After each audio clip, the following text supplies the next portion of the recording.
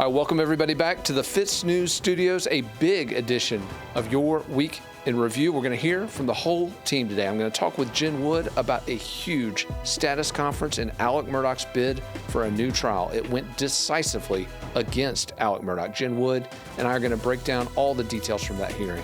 I'm also going to sit down with Andy Fancher on a law enforcement story that has been generating huge buzz across the state of South Carolina, one of our biggest stories this past week. Andy and I are going to walk you through it in a bit of an irreverent fashion. After that, I'm going to sit down with Dylan Nolan to see how our predictions for the big Iowa caucus fared. I'll give you a little teaser here. Dylan fared a little bit better than I did, but we're going to walk you through everything that happened in Iowa and what comes next in the presidential race. All that and more coming your way on the Week in Review. All right, so we're going to start this week where else? The huge status conference that was held earlier this week in advance of Alec Murdaugh's retrial hearing, his bid for a new trial. Jen Wood, we've been talking for weeks about this story. It had looked really good for Alec Murdaugh based on all the court filings, all the conversation. But when we actually got down to Justice Jean Toll, former Chief Justice Jean Toll, the parameters that she set for this upcoming hearing earlier this week very much favor the state of South Carolina, don't they? Yeah, the whole hearing, you were in there, taking notes and texting, and you're like, huge win for the state, huge win for the state. And you were spot on. Well, and again, a win for the state, not only on the scope of this, the standard for this, but also the questions that these limited number of witnesses are going to be asked. And basically, she's limiting this thing to deliberating jurors and clerk of court Becky Hill, who has been accused of tampering with them. What are the implications to you, Jen, of narrowing the scope of the hearing so tightly?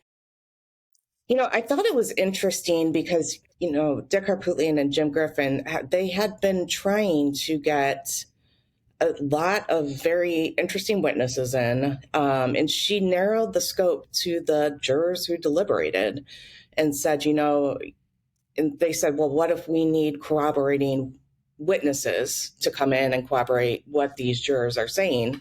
So, for example, an alternate juror that could corroborate that they heard some improper contact between Becky Hill and a deliberating juror. And Chief Justice Jean Toll shot that down and said, that is why you provided the affidavits. I can determine if I need to speak with them. If not, make your case.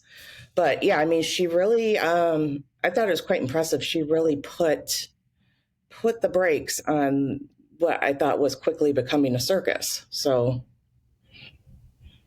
No, she really did. And I think the other thing that was very impressive about her performance, the Chief Justice obviously knows these laws like the back of her hand, but I think the way that she declaratively stated, I can determine the credibility of Clerk Hill. I don't need all of this other stuff to influence my determination. In fact, she shut Dick Harpootlian down literally in that hearing toward the end, just told him, I don't want to hear any more from you on this. I can make up my own mind. And also stated very definitively and declaratively that I can make up my own mind about the credibility of these jurors. But Jen, let's walk through this a little bit, because while the rulings clearly favor the state of South Carolina on all counts, there's no denying that.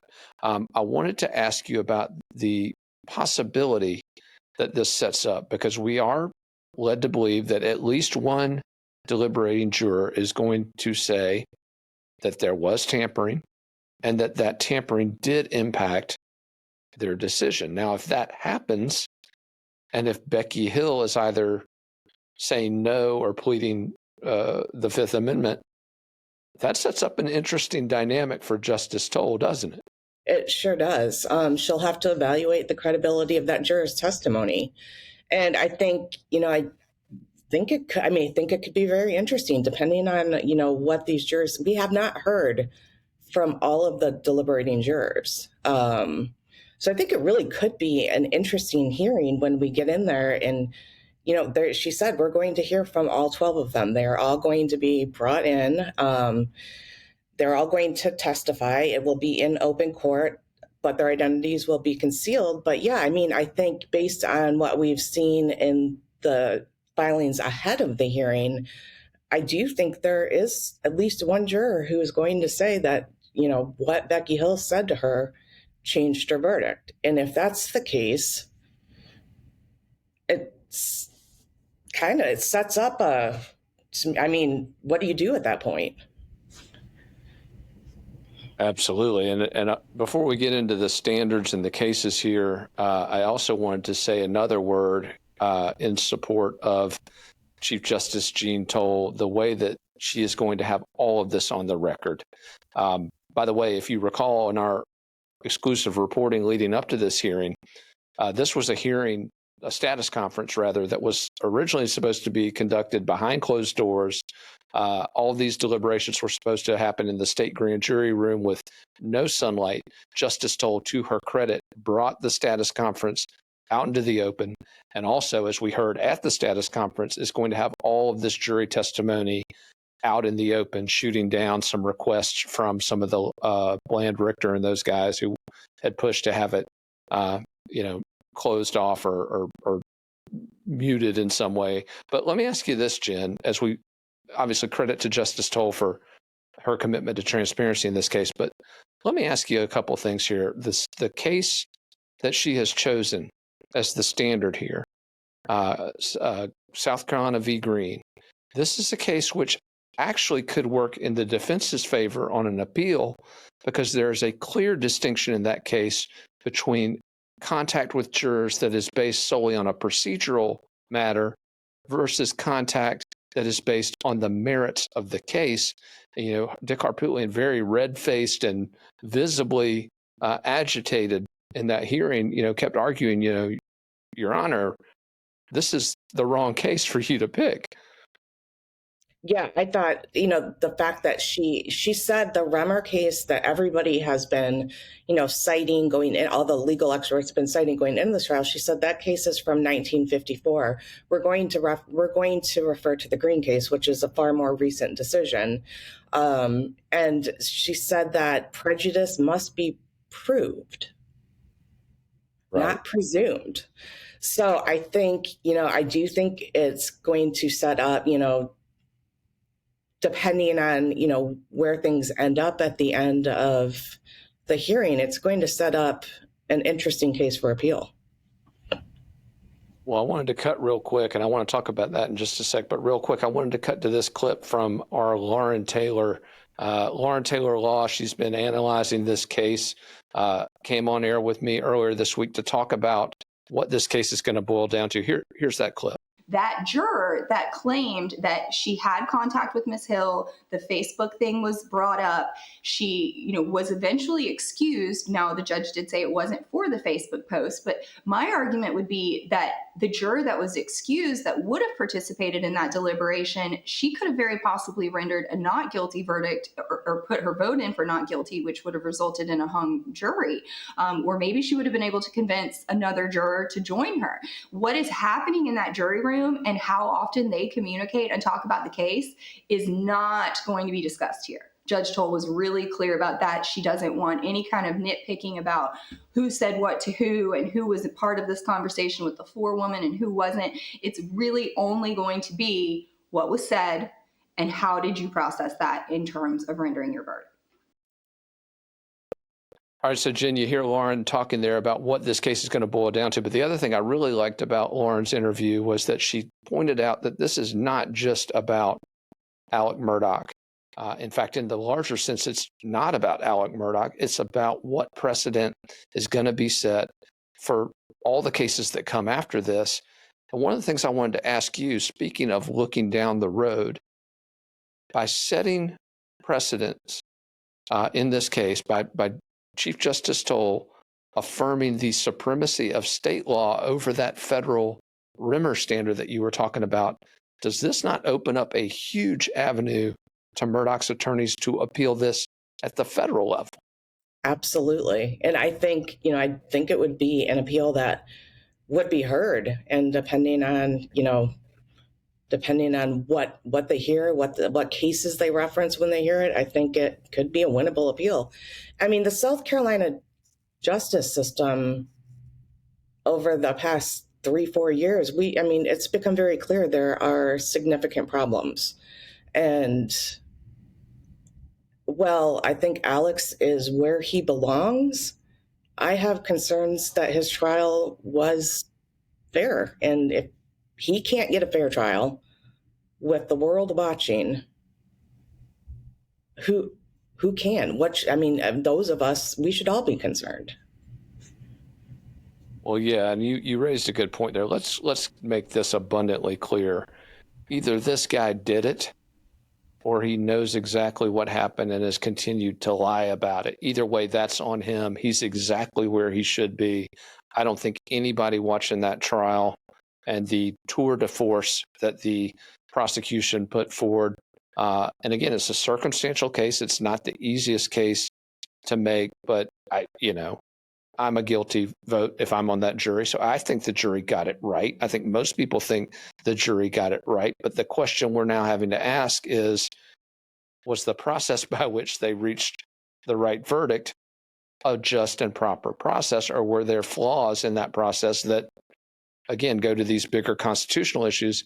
The other thing I want to point out, Jen, is that as we look into this jury and as we dig deeper into whether it was the way it was selected, the jury pool itself, the various communications alleged between jurors and between the clerk, and the reporting, and then the selective investigation of reports of jurors talking out of turn.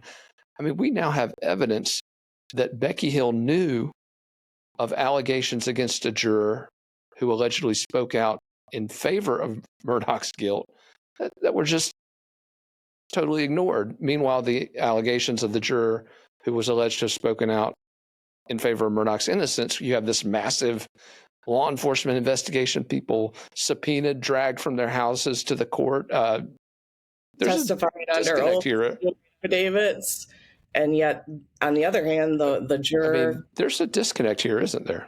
Right. There's a huge disconnect, and maybe there was investigation. Maybe we just haven't seen that, but we haven't seen that. We haven't seen any indication that there was any investigation into that other claim of a juror who said that they were going to vote guilty. No, you're absolutely right. And just real quick, before we head out of this segment, Jen, there have been a couple folks that over the last week had written and posited that this media outlet in the reporting on the jury tampering component of this was just parroting whatever the defense attorneys, Dick Harpootlian and Jim Griffin, had put forward. But I want to address that real quick. Just 2 weeks ago on this show, we talked about the State Law Enforcement Division confirming 2 criminal investigations against Becky Hill. You did the exclusive report on the 2 ethics complaints against Becky Hill, which have since been confirmed by Becky Hill herself, confirming her response to those was authentic. We are not pulling stuff out of thin air here, people. These are on the record statements from law enforcement investigators, state agencies. This is a story that, again, there are facts on the table, and you can interpret those however you want. That's what the marketplace of ideas is all about. But at FITSNews, we're going to continue to lay those facts out and let you decide what you think is the proper course of action here. But as we head out of this segment, Jen, I want to ask you, we've been bottom lining this thing from the beginning. I've been as high as 85% for Alec Murdaugh getting a new trial. Where are you today on whether or not Alec Murdaugh gets a new trial at the end of this hearing? So you want to know where I'm at now? Oh, boy. So I was almost certain a few weeks ago. I think after hearing Chief Justice Toll in court, hearing the parameters she set up, it really is going to come down to what the actual deliberating jurors say on the stand in open court. And to me, that's 50-50. I don't know what they're going to say. Jump ball, 50-50 from Jen Wood. I would argue, I'm going to probably say now 40% new trial, 60% not. But I do think, as you pointed out, it's all going to boil down to what those jurors say and what amount of credibility. Exactly. And what Becky Hill says, if anything, we still don't know whether or not she will answer questions or whether she will assert her Fifth Amendment rights, as it is obviously her right to do. Jen Wood, I want to thank you. You've been doing behind the scenes, the deep diving on this story, the hard research, parsing these opinions, pulling all of this material out. You've made me look very smart in several interviews with the lawyers who've come on to analyze them. So thank you. But really appreciate you coming on. And obviously you will be in Columbia, South Carolina at the Richland County Courthouse with me as this evidentiary hearing kicks off on January 29. So Jen Wood, thank you for coming on. And as from the very beginning of this story, if you haven't from the beginning, keep it tuned to FITSNews. We've been the tip of the spear on the Murdoch story from the very beginning. We'll continue to drive that coverage through the evidentiary hearing. So obviously we just talked about the latest in the Murdoch saga. We had a huge week of news on that front, a big week at the South Carolina State House, a ton of stuff we covered this week, but the story that is driving all of the attention at FITSNews, or a big chunk of it, Andy Fancher, your post, the latest developments in the Lawrence County Sheriff saga. Now, I got to just say, you're making the Sheriff of Lawrence County your bitch, man. Well, that's flattering. And while we're going to laugh during this interview, and while I hope that people who hop on this link laugh as well, I don't want us to lose sight of the fact that this is an appalling story.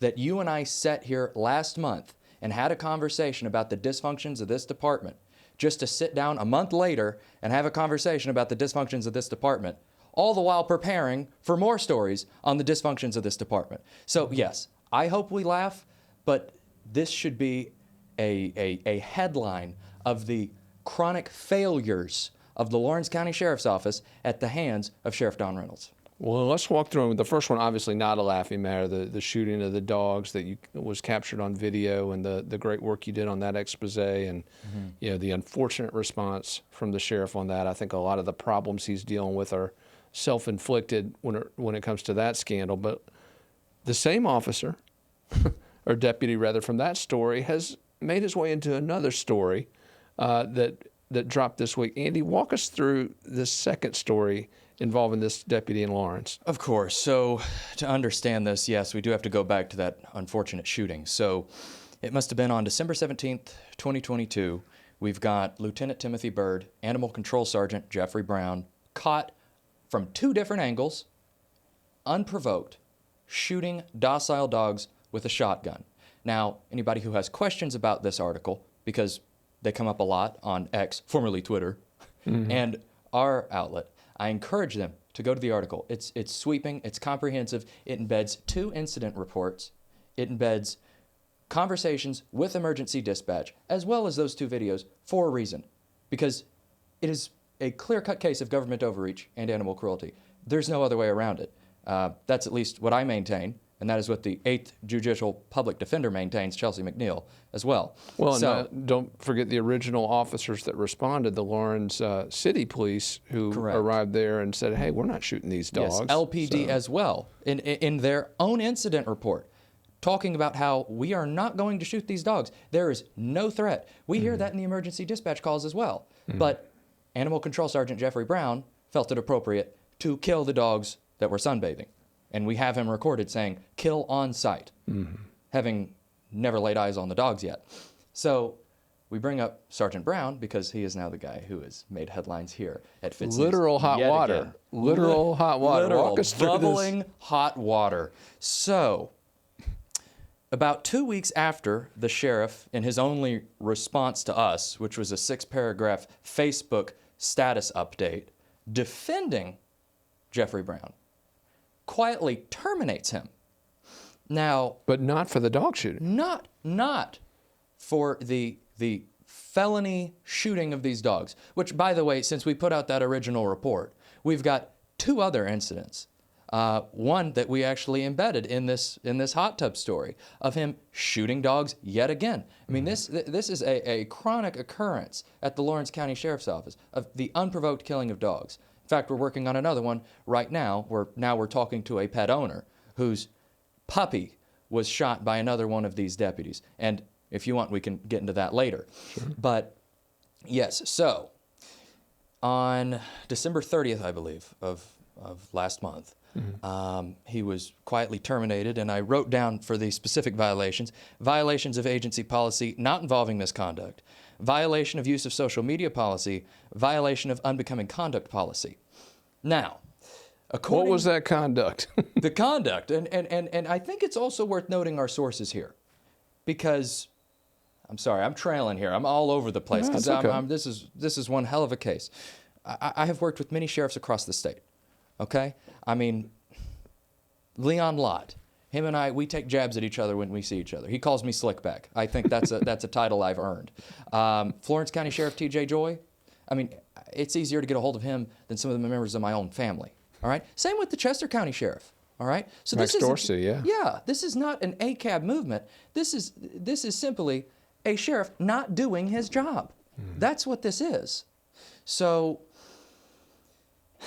according to the deputies of the Lawrence County Sheriff's Office, because those are our sources, not just disgruntled former employees, not disgruntled members of his own jurisdiction, his own deputies came to us and said that the reason Jeffrey Brown was fired was because of nude photographs taken from in his hot tub, where he was, as I said on Facebook, advertising his genitals on Grindr. Well, we're going to show the blurred picture here, and I mean, this is not a lot of blur here, Andy. What's not too much blur there? What's going on? And you know, that's the general sentiment from the two different people who sent me these pictures, because it's in the hands of constituents at this point. Oh, wow. Yeah, they're unfortunately not much to show there, not much to blur.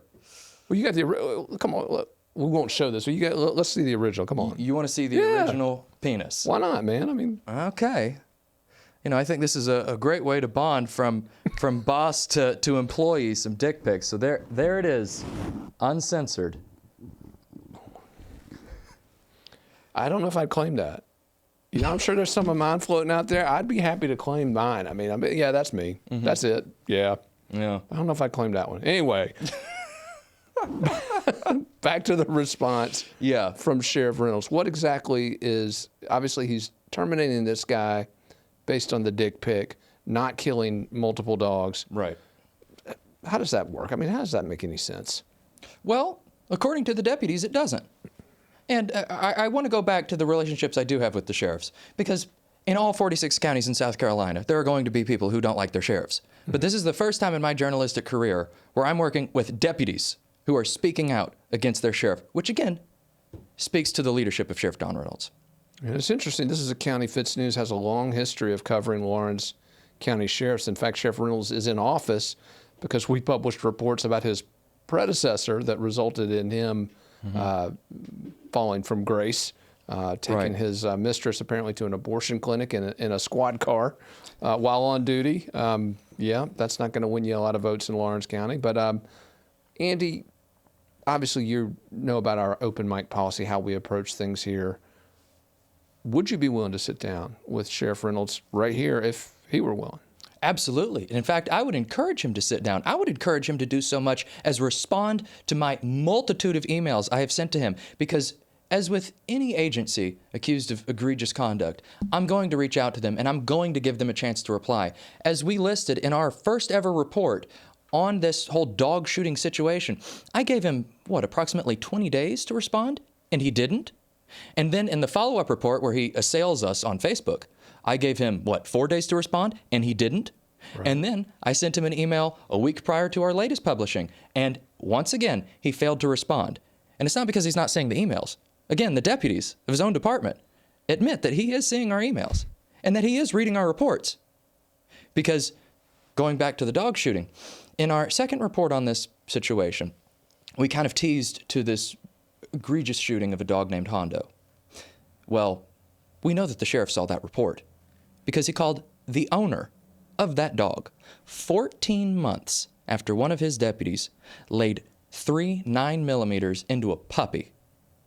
And even though the incident report said it was humanely executed, the owner of this puppy had to take it to a clinic and pay for the euthanasia. 14 months, yet within the week of our publishing, sheriff calls this woman up, brings her to the station, offers to pay for the euthanasia bill, and then encourages her to go pick out a puppy at the Lawrence County Animal Shelter free of charge. So there is at least one product of our reporting. We know he sees the articles. Yeah. Well, Sheriff, this microphone is always open. And I tell you what, if there's any doubt about whether or not we give folks a fair shake, I'd encourage folks watch last week's interview with Minority Leader Todd Rutherford, a guy we have kicked in the nuts, hopefully larger than those, on several occasions. But anyway, he's coming here. He's been willing to sit down. We treat folks fairly. Most times we let them know ahead of time, hey, this is generally what we're going to ask you. We don't like to ambush people. Mm-hmm. This is a place for a big discussion. But Andy, amazing work. I heard from so many reporters, national reporters, following this story, watching it very closely. Can't wait to see what you come up with next. And in fact, after the show, we got to sit down. I've actually gotten some tips related to the Lawrence Sheriff Department since your story. Even more potential stories coming on it. But thanks for your amazing work on this story. And once again, FITSNews, we've always supported law enforcement, believe law enforcement is a core function of government, but supporting law enforcement also means holding law enforcement officers who step out of line accountable. We will always do that. If you're a bad badge and you step out of line, count on us to hold you accountable. So we said last week on this show that the time for talking in presidential politics was drawing to a close, and we're going to finally hear from voters, from the people, about who their preference is for the next president of the United States. I'm here with Dylan Nolan. We were in the studio last week. We made some predictions. Looks like they held up pretty good, particularly for you, Dylan. Aged like a fine wine, Will. Indeed. Well, let's walk through these Iowa results. Now, I had said in the lead up to Iowa that there was a possibility that the dominoes could fall a certain way for Nikki Haley to potentially have a path, or at least to set up a showdown here in South Carolina that could be decisive. Now, you weren't 100% in with that narrative, were you? I was closer to 0% in. I thought that narrative was something that was coming from her connections within media. Obviously, she's the push of the mainstream media. And I think it's kind of divorced from reality, and you can look at that and see why. After Iowa, where she came in third, she then declared that this is a two-person race. Well, let's talk a little bit about the numbers in Iowa. Donald Trump finishing right at 51%, a little bit lower than the polls had him toward the end of that race. Ron DeSantis, a little over 21%, which is better than those last few polls had him. Nikki Haley, obviously, around 18% worse than the polls were showing. But I wanted to throw a couple scenarios, Arya, and obviously ifs, ands, buts, woulda, coulda, shouldas. But let's talk about some things that happened in the run-up to Iowa. The Chris Christie hot mic moment, where he said that Nikki Haley wasn't up for it. This is a guy who most people expected to endorse Nikki Haley and give her a boost in the early states. We had the blizzard out of nowhere, record low temperatures that basically froze the state the day before the primary. A lot of folks argued that kept some moderate voters at home that could have benefited Haley. And then, of course, Haley's own gaffe up in New Hampshire, talking about how New Hampshire fixes the results after Iowa. Had those things not happened, where do you see Nikki? Do you see a possible second place for Nikki, absent those three Possible factors? second, yes. Possible first, no. But a second in Iowa, and this was my point, a second place finish for Nikki in Iowa puts New Hampshire on the table for her. Would you not agree? Well, New Hampshire is a state that has open primaries, meaning that registered Democrats can vote in the Republican primary, so she certainly has a better chance there.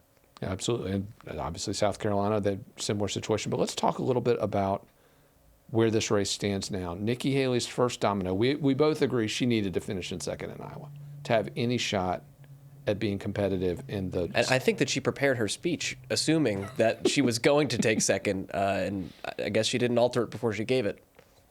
So now Trump, we look at New Hampshire. Trump, the latest polls have him up 14, 15 percentage points over Nikki Haley. It looks like that's about where things are going to finish there. That puts us in South Carolina where, by the way, Ron DeSantis, the second place finisher in Iowa, not even going to New Hampshire. He's coming straight here to campaign. How does this campaign now unfold for Nikki Haley? Well, I mean, obviously, she's got to fight that fight in New Hampshire, but I don't know how many more weeks we're going to be sitting here talking about her, at least in the context of the Republican primary. Now, would I put it past the powers that be to try to get her into the White House some other way? No. Some other way?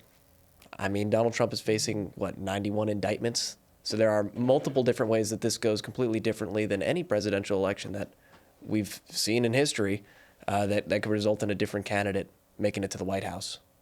Now, your view from the beginning, and we talked about this a lot. By the way, another one of your predictions that has aged very well, the deep state engineering a scenario by which Joe Biden is not their horse.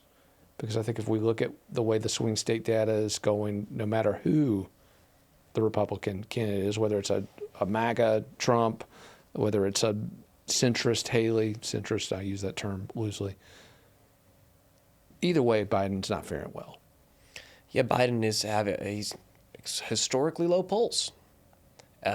People, even in his own party, people who voted for him in 2020, don't love him. And I think a great example of this, I don't know, are you familiar with Charlemagne the God, the media personality? Yeah, he's one of the most prominent African-American radio personalities.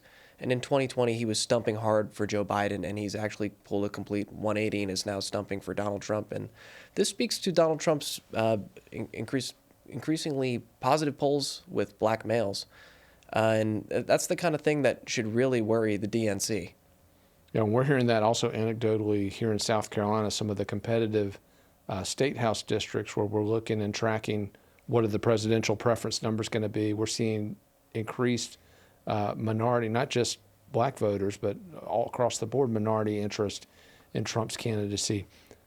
As we look at the South Carolina primary, Dylan, Trump has fared a little worse here simply by virtue of Nikki Haley's status as a former Palmetto State governor. Obviously, she has a lot of institutional support, a lot of favors to call in. But if Trump runs the table in New Hampshire, let's say wins by 15, comes to South Carolina and wins by even that margin, it's game over. Certainly. And I don't think I'm going out and sticking my neck out here to say it's already game over. Yep. But still, the funding behind Team Haley, the mailings, they're trying to make fetch happen a little bit here. I don't know if you saw the gentleman who founded LinkedIn, who's funding the lawsuits against Donald Trump up in New York right now, was also throwing massive amounts of money behind the Haley campaign. Unbelievable. So is she the uniparty choice for president? Certainly, and we'll see if they find a way to weasel her in. You keep saying that, find a way. I want to ask you about this. We're still in a representative democracy, am I correct? You can say that. What would you say? I think we're in something closer to a technocracy. I mean, you see our Constitution outlines we have 3 branches of government, but if you look at how things actually happen in D.C., the 4th branch, the unspoken branch, the administrative state, have an immense amount of power. And I don't know if anybody here is a legal nerd like I am, but if you're familiar with Chevron doctrine, that's something that was just heard this week in front of the Supreme Court. Obviously, we have to wait and see how they rule on this, but Chevron doctrine, broadly speaking, is what empowers the administrative state. It's a series of rulings that basically tell federal judges even that they have to defer to federal administrators and to administrative law judges who are not elected, who are given these broad mandates by Congress, who then operate almost with impunity. So if that gets rolled back at the Supreme Court level, we could see some changes to this system. But I would argue that as our system currently operates, I don't know that what the people say when they go into the voting booth has a whole lot of influence. Let me ask you this question. I'm going to put it another way because that's a very dystopian future you're talking about. But let me put it to you another way. We were talking about Trump, all of the populist angst that he channeled in 2016 en route to his upset victory over Hillary Clinton. Everyone assumed that apparatus that we're talking about would be dismantled. And, Trump did some good things against the D.C. establishment, the D.C. swamp, as he called it. But he also went along with a lot of their historical tactics, particularly when it comes to spending, particularly when it comes to targeting the tax relief he did endorse to, the upper echelon, the corporations. Is Trump 2.0 going to be any different than what we got the first time with Trump, which frankly was a lot of unkept promises? It's true, and I don't know. I can't say that. I'm going to be the first person to look at Donald Trump and point to things in his first administration that I don't like. In the summer of 2020, when billions of dollars of damage were being done as folks were burning down cities across this country, Donald Trump certainly should have activated the National Guard to take control of that situation, as federal law completely statutorily enables him to. He chose not to.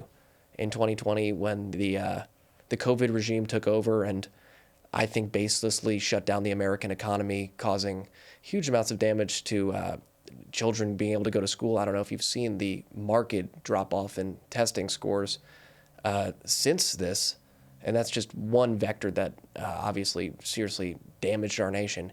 He didn't step into the breach there, and in fact, he was the one who empowered Anthony Fauci. He was the one who empowered the people who were doing this. So I'm not going to tell you that Donald Trump is perfect, and I'm not going to claim to know what a second Trump administration would look like. Well, let's not forget on his way out the COVID stimulus bill, which along with Biden's. Right, that he insulted but signed. Called it a disgrace, and yet he signed it. And that, make no mistake, perhaps not as much as the Biden spending, but it has contributed to the inflationary pressures and the prices that people are dealing with right now. So, Dylan, and again, I watched the debates. I actually went to the debate in Alabama, watched those candidates on the stage. Other than Vivek Ramaswamy, I didn't see much in the way of intellectual depth. You're talking about Chevron doctrine.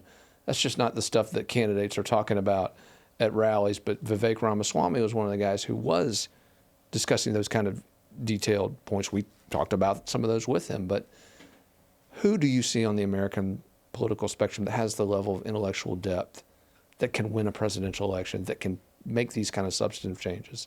Well, I'll certainly be interested to see where Vivek goes in the future. And it was really exciting to be in a room with him and to see, wow, I mean, you can, even if you don't agree with his policy positions or his take on social issues, it's clear that that is a man with a high IQ. And what I really liked, you and I have both spent a lot of time around politicians. Many of them are just sociopathic narcissists who treat other people around them just like trash. And that's certainly not how he operates. And I, just spending an hour around him could tell. And that's something that means a lot to me, because a lot of these politicians, they make me vomit in my mouth being around them. Yeah, a lot of them are not the same on camera as they are the second right. the camera cuts. So, it's nice to see There's those. one Vivek. Yeah. Shifting real quick, I know we got a lot to cover. The State House, we've been spending a lot of time over there. You, me, and Andy Vancher were there for the first day of the session. You've been back a good bit. Andy's been back a good bit covering stories. Walk us through what we're seeing so far at the State House. There's a real pitched battle right now between, again, we're talking about the uniparty at the federal level. Let's talk about it now at the state level. What's happening at the State House with the uniparty and the, again, Freedom Caucus that's trying to, again, change the system in Columbia?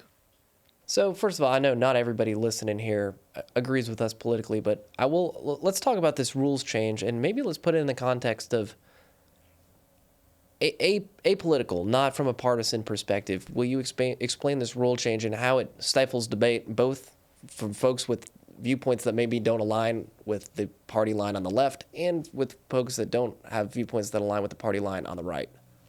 Yeah, absolutely. For those of you who haven't been following this debate, in South Carolina, the leadership of both the Republican Party and the Democratic Party have proposed really curtailing debate, preventing individual lawmakers from presenting amendments to bills. But it's not just about limiting the debate, it's about limiting who can debate.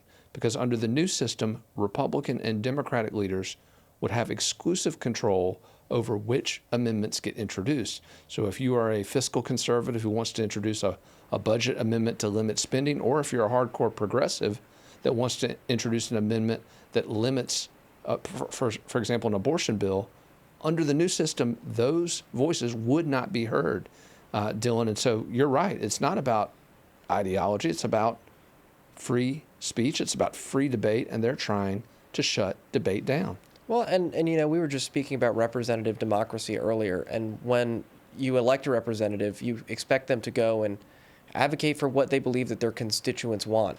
And if this rule change, which, I'd like to give you some credit, you've spoken out against this very effectively, and they haven't taken a vote on it, but if they do weasel that through at some point in time, this means that your representative, if what you believe and how they're acting on your behalf isn't the party line, then your voice just isn't going to be heard in the amendment process. And by the way, let me steelman the argument for this rule change. If you didn't follow what happened last legislative session rather, a couple of lawmakers basically filibustered by introducing 1,000+ amendments, and this was during the budget process, and I believe it happened again during the abortion debate. And it's certainly, I agree, if the House doesn't want to have effectively a filibuster, I can understand the argument for that, but there are 1,001 ways which you can create rules which prevent a filibuster that still allow folks to introduce amendments that aren't party line.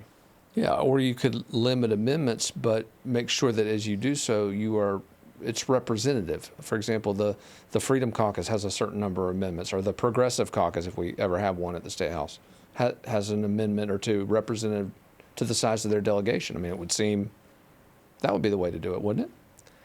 Yeah, and I'm not asking you to agree with me or agree with my policy, positions or preferences, but I do think that if we want to have a representative democracy where I don't sit in this chair and say, well, I don't know if we have a representative democracy, then we need to have the ability for our representatives to go down there and vote how they feel their constituents feel is appropriate and introduce amendments that they think that their constituents want them to introduce. And we're certainly not going in that direction, and that's a little disturbing to me.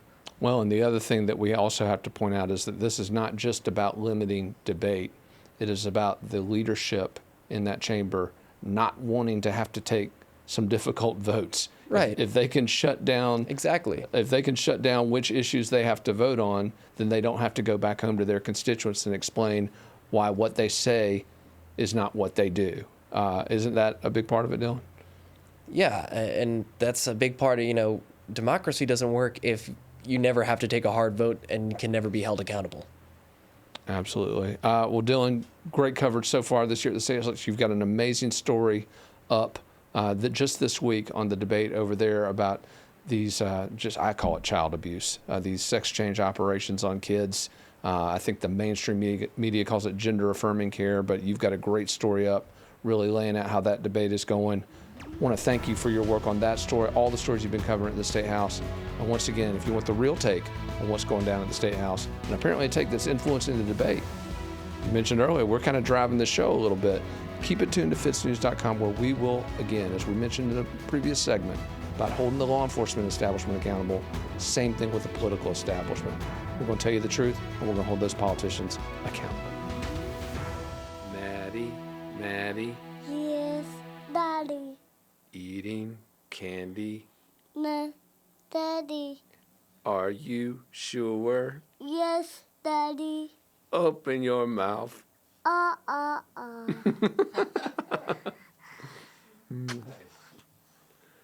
right, so we're here with my son, Matthias Hall. He is the youngest, but not for long. Got a little brother or sister coming in April. Isn't that right, Maddie? Okay. Now, are you really okay with it, or do you want to be the baby? Or take apart the microphone? Yeah, you can do that too. What do you want to say to everybody, buddy? Can you say hello? Hello. Can you say hi, Mr. Dylan? Hi, Dan. Hi, Maddie. Can you say hi, Mr. Andy? I go somewhere. I go. Hi, Well, you don't know what that is, but probably the most intelligent thing ever said on our air, right there. Yeah, that's what I'm talking about. All right, Maddie, let's say thank you, everybody, for watching the Week in Review. We'll see you next time. Next time.